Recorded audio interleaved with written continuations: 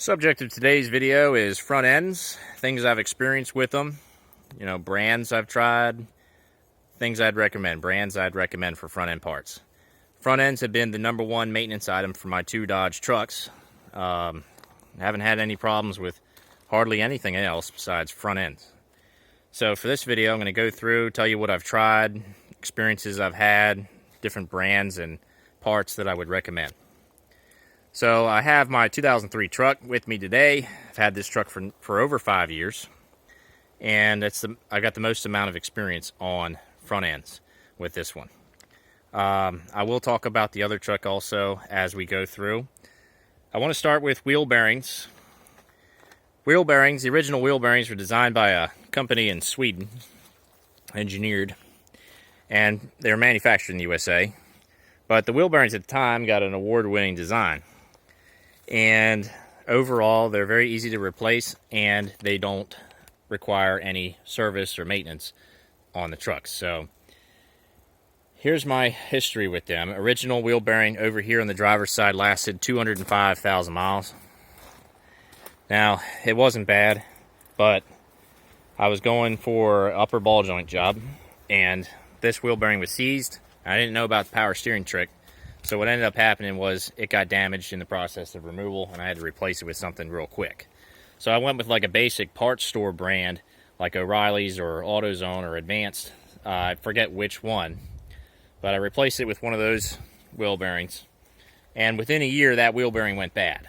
So I was kind of in the same situation. I didn't realize it was bad, except I saw irregular tire wear on the inside of the tread was wearing faster. And then I found out it had some play in it.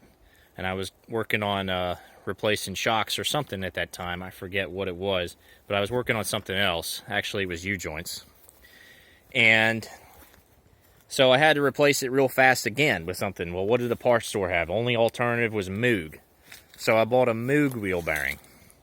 That wheel bearing lasted 88,000 miles, and it just got a lot of resistance in it. Like, it didn't have play, but it was hard to spin it. Now, this isn't the Moog, but this is an example wheel bearing off this truck. And, you can spin it with little force. This is a Duralast wheel bearing from AutoZone. Now, that Moog lasted 88,000 miles, and I replaced it with a Timken. At the same time, I replaced this one, which had 75,000. So 75,000 here for the Duralast. Seems to be hit or miss on these auto parts store brand wheel bearings. Replace this one with a Timken also, which is my recommended brand. My Timkens have 26,000 miles on them right now, a little over 26,000, and no problems at all on the Timkens. So this one is actually still good, and I've kept it as a spare and to show on this video. Also for the 09, just this week, 2 new Timken wheel bearings on that truck. So I do believe in the Timkens. They don't cost much more than these parts store ones, but they do seem to hold up better. So, next subject. Also, beware of super cheap wheel bearings. You don't want these things to go bad. You could, crash the truck if one of these went bad in a bad way, like broke. So for your safety, choose a reputable brand. I would say Timken or SKF. SKF may be the original manufacturer, the Mopar. Not 100% sure that if they're the Swedish company or not, but I think they might be. Thing is, the Timkens are cheaper than SKF significantly. Probably about almost $100 a pop cheaper. Anyways, let's move on to ball joints. This video, it's going to be a longer video because there's a lot to talk about, but ball joints. Original ball joints lasted 205,000 miles on this truck, but it was only the uppers that I replaced. I replaced the uppers with a set of Moogs. What's surprising is those Moogs lasted 125,000 miles, and they weren't even that bad. I could have actually sent them down the road for a while longer. Those Moogs actually exceeded my expectations. Now, Moog doesn't have a very good reputation right now for front-end parts. Their quality control has gone down in recent years, last 5-6 years or so. And thing is, they can be okay. you know, I did okay on front end, and I have a lot of Moog parts, you'll see, that have actually done pretty well on this truck. You know, the wheel bearings like the worst. Ball joints were okay. The lower ball joints stayed on this truck all the way to 327,860 miles. That's a lot of miles. They were gone, but I'm really impressed with how those original ones held up. I do believe they're original. I can't say 100% for sure, but I believe it because they're non-greasable and they were really stuck. You know, they were almost rusted into place in that front end. So what did I end up replacing everything with, and what do I have now? So I've got XRF, and here's their bumper sticker. XRF, good value for the money. $230 for a set of 4 right now on Amazon. In fact, I think I got the ball joints for this truck for about $200. They've got 26,000 miles on them, 26,340 and counting. And they've held up fantastic. Very pleased with them. Jacked up the truck, and they're zero play. They're just like the day I installed them. So that's the other news about my 09, is I got a set of XRFs on that truck now too, with literally about 50 miles on it. So, and what an improvement they made. Truck handles a lot better, both on bumps and even when steering. So, pretty dang happy with those XRF ball joints. Now, how about some other brands I may recommend? EMF. EMF is also like XRF, where it's a great value for the money. Similar price as Moog, I think. I'm not really sure what a set of Moogs come in at, but probably somewhere around $200, I would say. So, you've got XRF and EMF. I would choose those two over Moog. Now, if you want to go something super premium, there's Dynatrac. Dynatrac, you can press them in, and then you can rebuild them without having to press them out. That's really nice. They cost around $600 range for those. And then there's Carly, which is like the #1 ball joint. They've got a lifetime warranty, and most people never use that warranty because they seem to just last forever. Now, they're around $800 for a set of ball joints. You can almost buy 4 sets of these XRFs, which also have lifetime warranty. But yeah, you could get almost 4 sets of XRFs for the price of the Carlys. It just depends on what you're trying to do, how many miles you do. Parts store brands, I would say not recommend. Like you could get Napa Gold ball joints, but most people seem to have to replace those every 100,000 miles or so. Now they are under warranty, but you may have to rip, front end apart periodically, and it may not be worth your while to do that. It just depends. If you only do 10,000 miles a year, once every 10 years, not too bad. But if you're a hotshot driver or something, you do 100,000 miles a year, having to go in there and tear all that apart once a year, that would be a pain. So how about tie rods, steering linkage? Coming down underneath, this is my Y style. It's the old-fashioned style. And this is a Moog. This has 149,050 miles on it. It's not exactly perfect right now, but it's actually held up pretty well. I don't know if you can see that, but I can move that a little bit.